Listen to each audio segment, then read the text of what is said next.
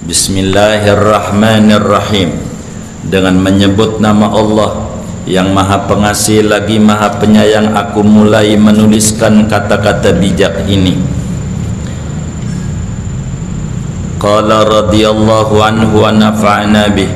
Berkata Imam Haddad radhiyallahu anhu wa nafa'na, dan moga memberi manfaat Allah bihi dengan Imam Haddad.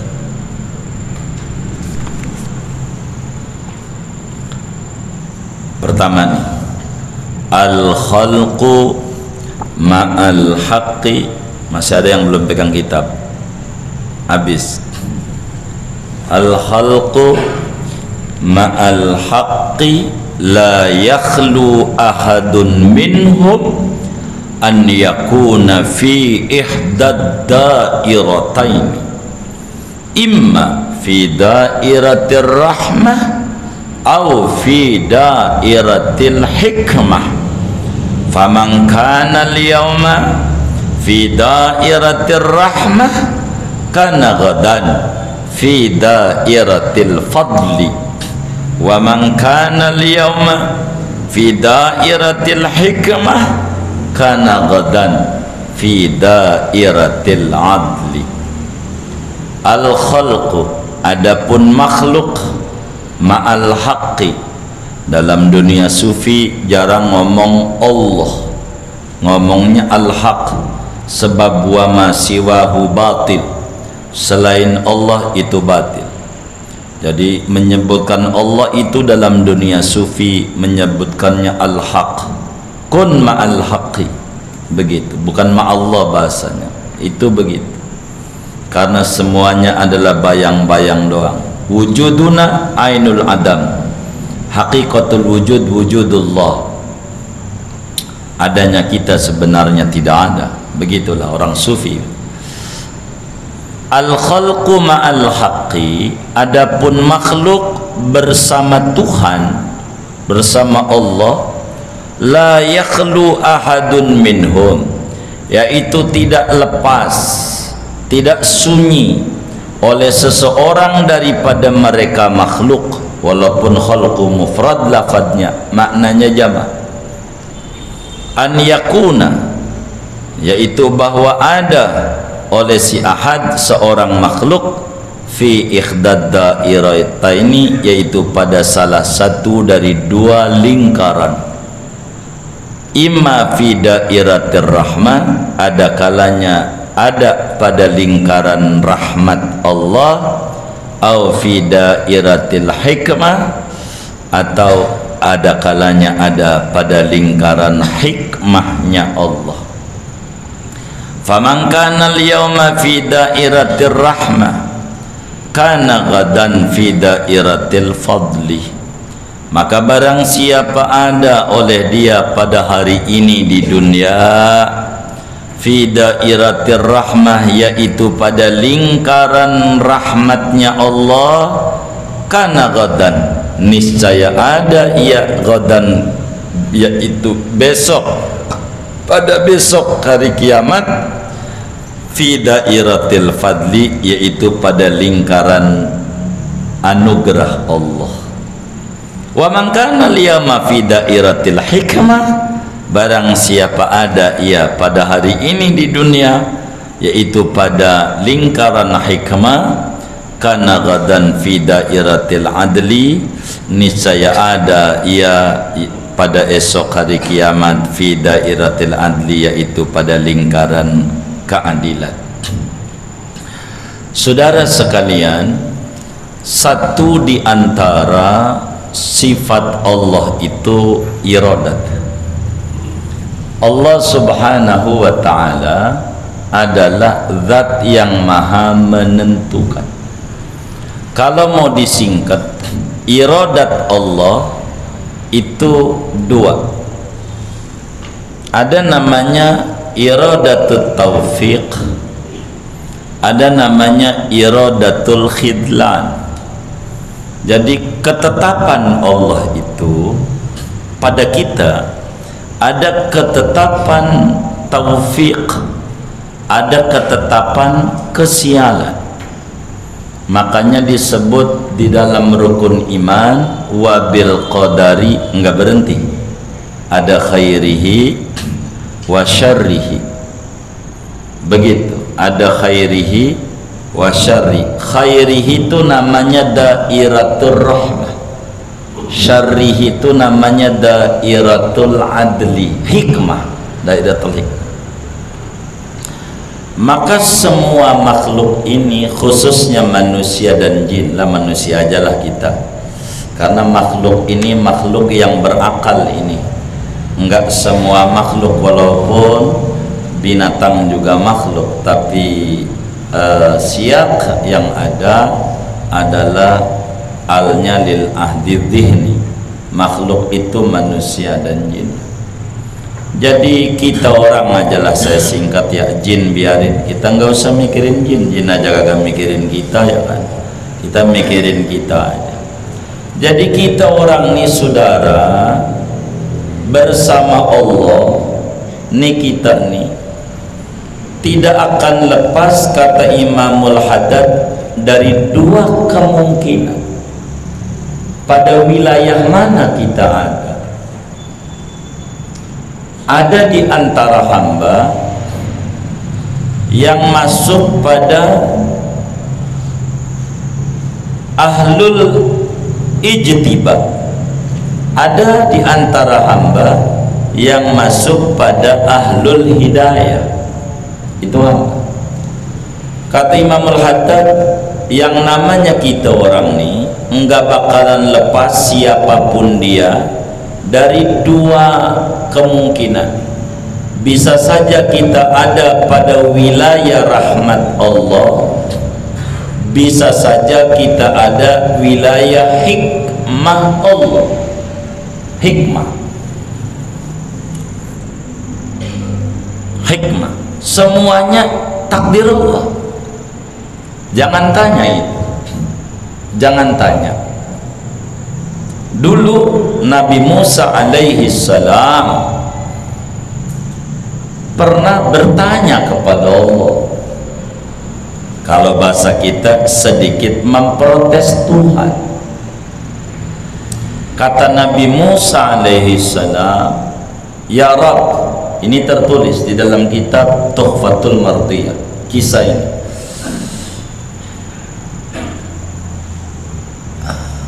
Kata Nabi Musa, ya Rabb, ngapain orang-orang dimasukin ke neraka? Kan dia itu mabok pakai duit, dia berzina juga pakai duit, judi pakai duit, duitnya kau juga yang kasih, kan kau kasih rezeki duit, kalau duitnya dia pakai mabok, kenapa masuk neraka? Kan kau juga yang kasih, kenapa enggak masuk surga aja? Begitu kata Nabi Musa alaihissalam. Ama Allah, kata Allah,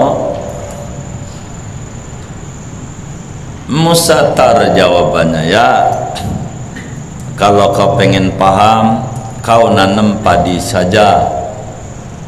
Suruhlah Nabi Musa nanam padi, tanam padi. Maka kemudian Nabi Allah Musa alaihissalam nanam padi. Kata Nabi Musa, ya Rabb, saya sudah tanam ini padi, nyangkul, tanam gitu, sebar benih ya sampai ditanam.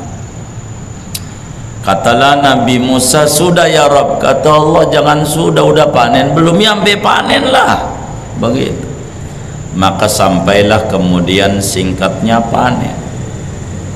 Sudah panen, dipetik itu padi, lalu kemudian dimasukin ke dalam lumbung. Lumbung tuh gudang padi, bulog. Kata Nabi Musa, sudah ya Rabb, sudah panen, bukan panen doang, sudah saya ambil semua. Semua kau ambil? Iya ya Rabb, semuanya saya ambil. Jerami-jerami juga kau bawa pulang? Ya kagak, kalau jerami mau nggak ada manfaatnya. Yang saya bawa pulang tuh saya taruh di dalam lumbung, itu yang ada manfaatnya, baru saya bawa pulang.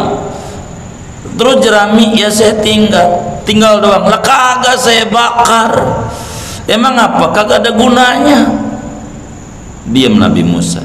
Oh ya Rabb, enggak, saya tanya lagi. Yang masuk neraka itu yang kagak ada manfaatnya. Adapun yang ada manfaatnya dibawa ke surga. Enggak jadi nanya. Manusia, kita orang nih ada dua. Imma fi dairatir rahmah, bisa saja orang itu pada dairatir rahmah, dibawa kasih sayang Allah. Kehidupannya, kalaulah Nabi namanya maksum, saudara. Maksum itu, Nabi itu diantara sifat namanya amanah. Apa itu amanah? Tidak pernah mengerjakan yang makruh, apalagi yang haram, dari kecil sampai mati. Nabi itu jangankan yang haram, yang makruh saja belum pernah ngerjain. Min sigarihi ila kibari hatta ila mamati. Itu Nabi. Tidak ada kerjaan yang makruh yang dikerjakan oleh Rasulullah, apalagi yang haram. Itu Nabi, namanya maksum. Dan ada di antara hamba pilihan Allah namanya ahlul ijtiba, mujtaba gelarnya. Ini dapat makom namanya makom mahfuz. Apa itu mahfuz? Ada di antara warasatul anbiya yang kehidupannya jangankan ngerjain yang makruh, yang haram aja enggak. Dari mulai melek mata sampai merem mata ada. Semacam Imamun Nawawi, pengarang daripada Arba'in Nawawi, daripada Riyadhus Shalihin, itu dari kecil sampai gede, sampai mati di usia 45 tahun enggak pernah ngerjain yang haram, yang makruh enggak pernah, yang dia bingung aja cara makannya enggak pernah. Semangka, Imam Nawawi tidak pernah makan seumur hidupnya semangka. Semangka. Waktu ditanya, Imamun Nawawi, apakah engkau enggak dengar bahwa Rasulullah SAW makan semangka?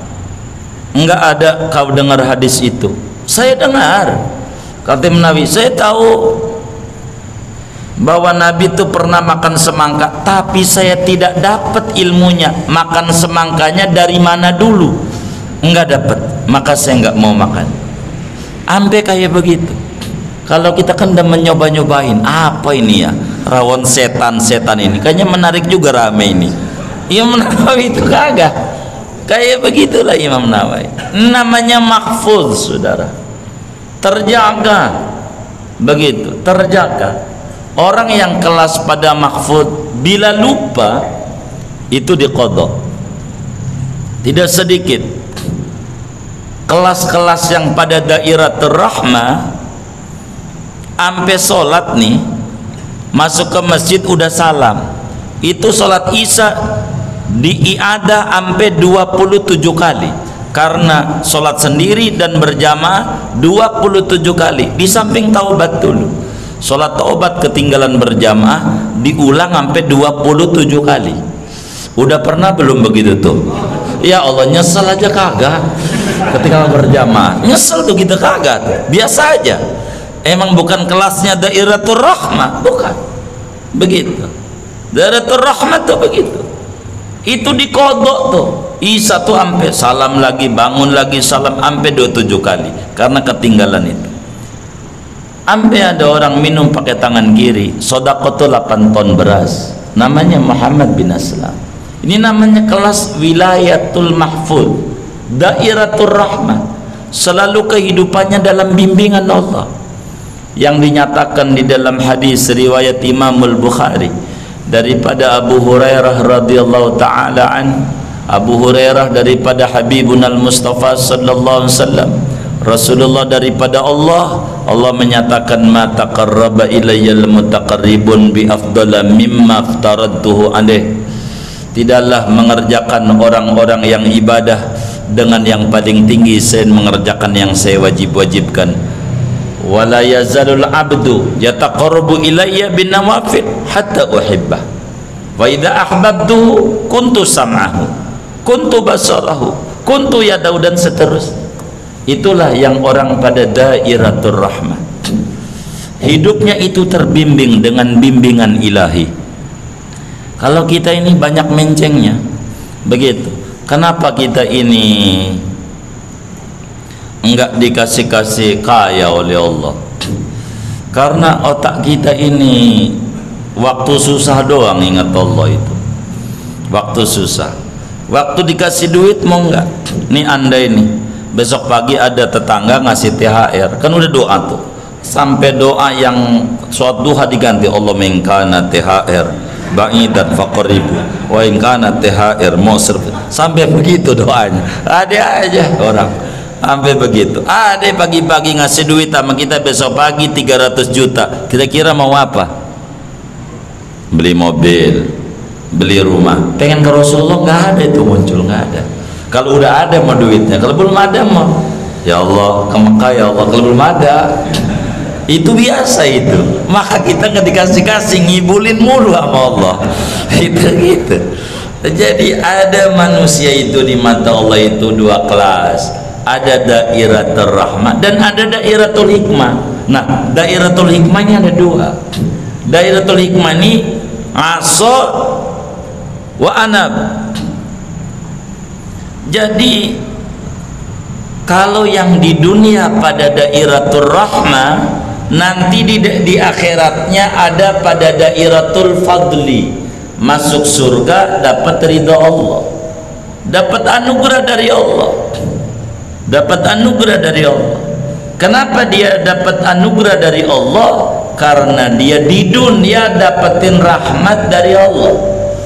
Maka kita bergantung di dunia ini jangan bergantung sama amal, bergantungnya sama rahmat Allah. Kalau bahasa Ibnu Athaillah pada hikam beliau yang pertama, min alamatil i'timad 'alal 'amal nuqsanur raja inda wujudiz zalal. Itu hikamnya Ibnu Athaillah. Ada orang itu i'timadnya 'alal amal, ada i'timadnya 'ala rahmatillah. Begitu. Yang bagus itu adalah i'timad ala rahmatillah. Jadi min alamatil i'timad ala rahmatillah adamu nuqsanir raja inda wujudiz zalal. Begitu maknanya. Tapi kata Imam Haddad, siapa orang yang di dunianya ada pada dairatul hikmah, kadang dia tercebur dosa, balik lagi, insaf, buat dosa lagi, insaf, dosa lagi, insaf. Begitulah kita. Kadang meleng, kadang ingat Allah. Atau dia pada hikmah yang benar-benar dia pada isyan terus. Isyan, maksiat terus. Itu nanti karena qadan fi dairatil adli, nanti di akhiratnya ada pada wilayah keadilan Allah. Singkatnya, siapa nanam dia memanen. Kalau dia menanamnya rahmat di dunia, maka memanennya fadlullah. Siapa yang menanamnya hikmah, dia maksiat, maka di akhirat memanennya keadilan Allah. Itu masuk neraka merupakan keadilan Allah. Siapa yang salah ya dihukum. Bukan Allah menyiksa, tapi menegakkan keadilan. Menegakkan keadilan. Begitu. Maka Imam Busiri sebagai teman Imam Ibnu Athaillah, sama-sama murid Al-Mursi, beliau bermunajat setiap malam, la'alla rahmata rabbi hina yaksimuha tati ala hisabil isyani fil qisami. Moga-moga rahmat Allah, lala rahmati Rabbi, ketika dibagi-bagi rahmat itu mengikuti sebanyak apa dosa yang dilakukan, sebanyak apa yang dilakukan. Kalau saya ini dosanya banyak, maka kasih sayang Allahnya kudunya lebih banyak. Begitu. Itu begitu bahasa ketawaduan daripada Imam Al-Busir. Jadi intinya saudara, kalaulah kita di dunia ini bengal, maka di akhiratnya bakal memanen apa kebengalan kita. Apa yang kau tanam itulah yang kau petik. Tapi semuanya di bawah iradat Allah. Maka bergantunglah kita di dunia ini pada rahmat Allah, jangan bergantung pada amal kita. Jangan amal kita semuanya. Bahkan Nabi menyatakan dalam hadis yang sahih, lan yadkhulal jannata ahadun bi amalih wala anta ya Rasulullah wala ana illa an yataqammadani Allahu bi rahmati. Jadi kita bisa ngaji, ini ada rahmat Allah. Ramadan ngaji, ada rahmat Allah. Tidak ada kehebatan kita, semuanya adalah Allah. Kita malah haula wala quwata, kita enggak ada. Semuanya harus bergantung kepada rahmat Allah. Maka mumpung di dunia kita harus banyak minta-minta rahmat sama Allah. Jangan tidak minta rahmat. Jadi manusia itu ada dua. Bila di dunia ini berada pada rahmat Allah, nanti dia bakal dimasukkan ke dalam surga sebagai bentuk fadl dari Allah. Siapa orang yang di dunia ini berada pada wilayah hikmah Allah, maka di akhirat dia bakalan masuk neraka sebagai bentuk keadilan Allah. Allah tidak pernah salah. La yus'alu amma yaf'al wa hum yus'alun. Dia tidak ditanya tentang apa yang diperbuat, tapi kita akan dimintai pertanggungjawaban tentang apa yang kita perbuat. Dairatul hikmah ada dua. Bisa saja dari hikmah bakal masuk pada dairatul rahmah, itu orang kedua. Ada yang dari hikmah murni, dia tidak bakal masuk ke dapat rahmah, sehingga lebih aglab pada hikmah, sehingga dia masuk neraka selama-lamanya. Singkatnya, manusia itu di mata Allah kayak piring, saudara. Nih saya mau gambarin biar gampang. Kita orang nih kayak piring di mata Allah. Zaman dulu hajatan, orang hajatan itu zaman dulu belum ada catering, maka minjem piring sama tetangga yang rada kaya, yang piringnya banyak. Maka kita orang kaya sehingga piringnya banyak, ada yang minjem piring sama kita 3 orang, disingkat 2 nih, 3 orang. Pertama namanya dairatul hikmah, dairatul rahmah, itu orang pertama, yaitu orang yang pinjem piring sama kita, balikin sama kita bersih. Karena piring kita dibalikin sama kita bersih, kira-kira kita ditaruh di tempat cucian enggak? Taruh tempat cucian enggak? Ditaruh di mana? Rak piring. Kenapa? Bersih. Ini namanya dairatul rahmah. Begitu. Ada yang pinjem sama kita piring, balikinnya kotor. Ini dairatul hikmah, al-aghlab fiha dairatul rahmah. Balikin sama kita piringnya kotor. Karena balikin sama kita piringnya kotor, kira-kira ditaruh di rak piring enggak? Ditaruh di mana? Tempat cucian. Sampai kapan? Sampai bersih. Kalau udah bersih, taruh di rak piring. Yang ketiga, balikin piringnya, hancur berantakan sama kita. Bukan kotor doang, hancur. Di samping kotor, hancur. Yang kayak begini kira-kira ditaruh rak piring enggak? Ditaruh tempat cucian enggak? Ditaruh di mana? Sampah. Sampai kapan? Selamanya. Ini namanya dairatul adli. Jadi kita ini asalnya suci dari Allah. Kalau balik sama Allahnya suci, ditaruh di rak piring, namanya dairatul fadli. Itu di akhiratnya, yaitu di surga, karena bersih.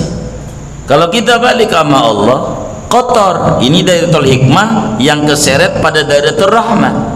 Dia taubat dia sama Allah, balik ke bersih. Nah, maka yang model kayak begini nih dicuci dulu. Habis cuci bersih, di mana di tempat cuciannya namanya? Iya, neraka. Sampai kapan? Kalau udah bersih, dairatul fadli. Tapi ada dairatul hikmah, benar-benar begitu. Hancur berantakan, imannya tak ada. Enggak ada iman sama sekali. Tuhannya tiga, Tuhan tiga. Yang kayak begini ini namanya hancur berantakan. Kira-kira ditaruh di rak piring nggak? Ditaruh di tempat cucian nggak? Taruh di mana? Sampai kapan? Khalidina fi abada. Ini namanya dairatul adli. Kata Imam Haddad begitu. Makanya kita doa dalam Ramadan tuh, Allahumma jalna fi hadhihi lailati syarifatil mubarakati minas su'adail makbulin. Namanya dairatul rahmah, supaya balik ke dairatul fadli. Wala tajalna mil ashqiya'il mardudin, namanya dairatul hikmah, baliknya ke dairatul adli.